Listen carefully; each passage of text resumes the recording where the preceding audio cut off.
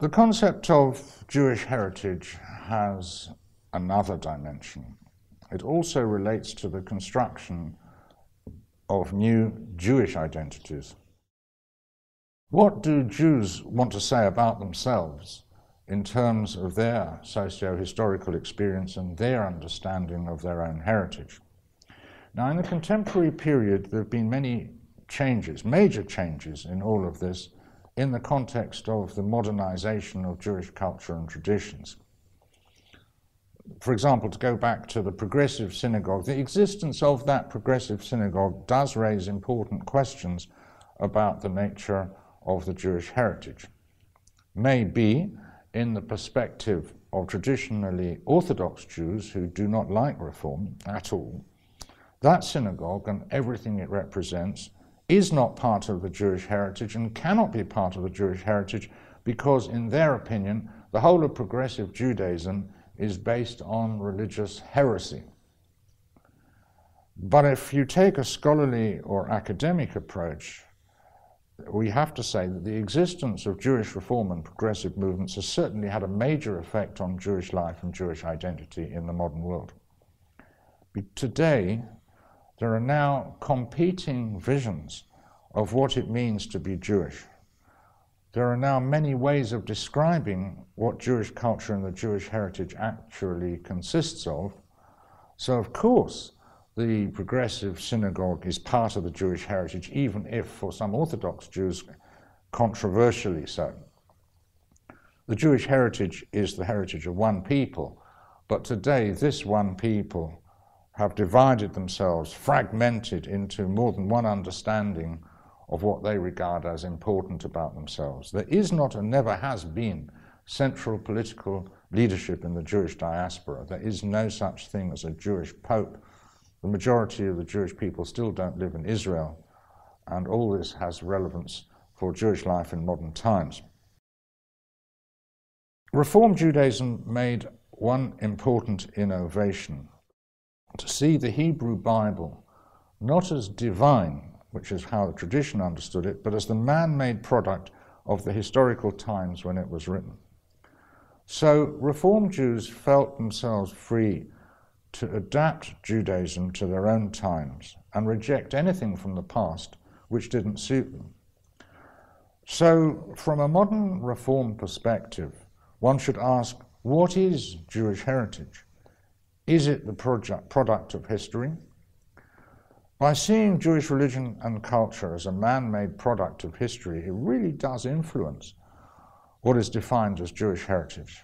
So before we get to Jewish museums, I need to say just a few words about how today's Jews understand what is Jewish heritage. There's another reason too, by the way. Who is a Jewish museum for? Who is the target public for a Jewish museum? If it's for local people, then obviously a museum needs to show certain kinds of objects and explain them in a particular way. But if a Jewish museum here in Poland, for example, is also intended to reach out to the local Jewish community here in Krakow, as well as to foreign Jews who come as visitors, then we need to know something about the religious and cultural background of them as well.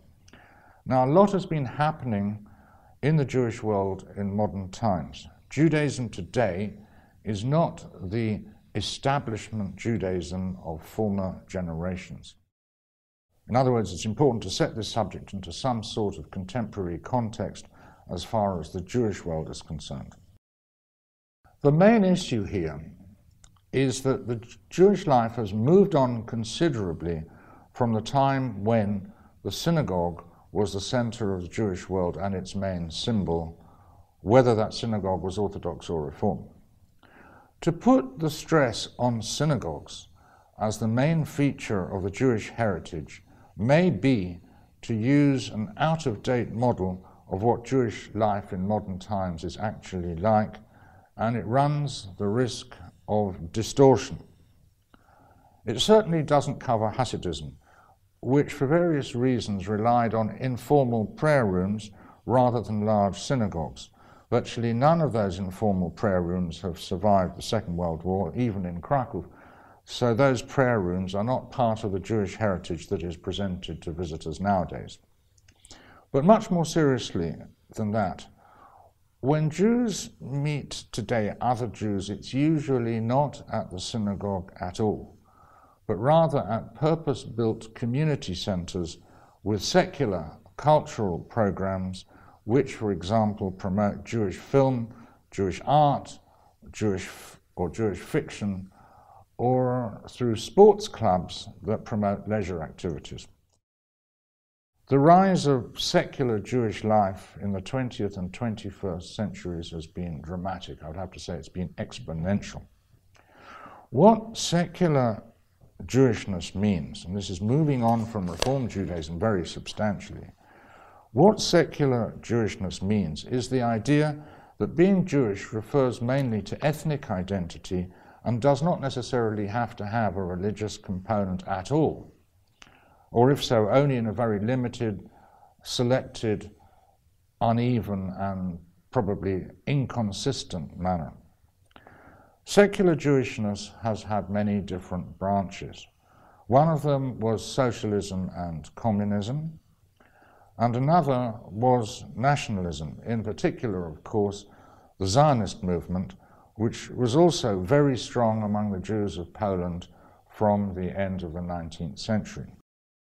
The Zionist movement, in fact, began as a secular, socialist, anti-religious movement, and secular Judaism is still very strong in present-day Israel. Among diaspora Jews today, there are many modern secular ideas deriving from wider society which have their strong representation in their own world. For example, Jewish feminism, Jewish ecology, Jewish political activism, Jewish vegetarianism, Jewish involvement in human rights issues, and so on. Secular Jews who regard themselves as culturally Jewish include those kinds of people who are interested, for example, in identifying with Jewish history, Jewish literature, Jewish film, Jewish music, Jewish culture festivals. All this, that's the point, not the synagogues, is what most Jews think of today as Jewish heritage. Activities that promote all these things are what the Jewish Community Center in Krakow specializes in, and it has 5 times more members than the official religious community in the city. To put this in a very brief summary, Jewish heritage, as interpreted in these ways, has become an integral part of secular Jewish identity. And the name of the culture is no longer Judaism, but rather Jewishness or Jewish identity. Now, against all that is the traditional essentialist model of Jewish culture and Jewish heritage, namely the belief in an essence, or what one might call a pre-existing model. In this case, a fixed concept of Jewish religion and culture that does not change over time and space. Now, you can find it largely, but not exclusively, in official establishment Judaism, but also in many popular attitudes towards culture, when people talk about Englishness or Frenchness, for example. So you find it in idealized representations of culture, especially in old-fashioned museums, which are not rigorously tied to the actual observable empirical realities. The fundamental problem, therefore, from an essentialist point of view, is to decide on the reality of these newer understandings of Jewish culture, the secular ones, that do not rest on these pre-existing models, and therefore how to compare official establishment Judaism with everyday lived Jewishness. Other examples of that everyday lived Jewishness would include the powerful new role of women in modernity, the rise of unaffiliated Jews, new Jews, and imaginary Jews. That's people who imagine that they're Jewish, and that's something that's extremely common in present-day Poland.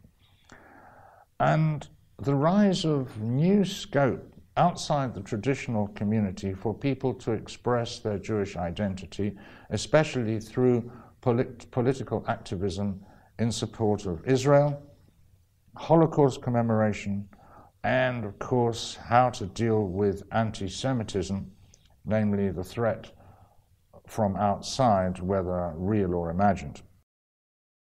Jewishness today is a voluntary matter, which means that Jews do not feel themselves locked in to fixed identities, let alone the old identities.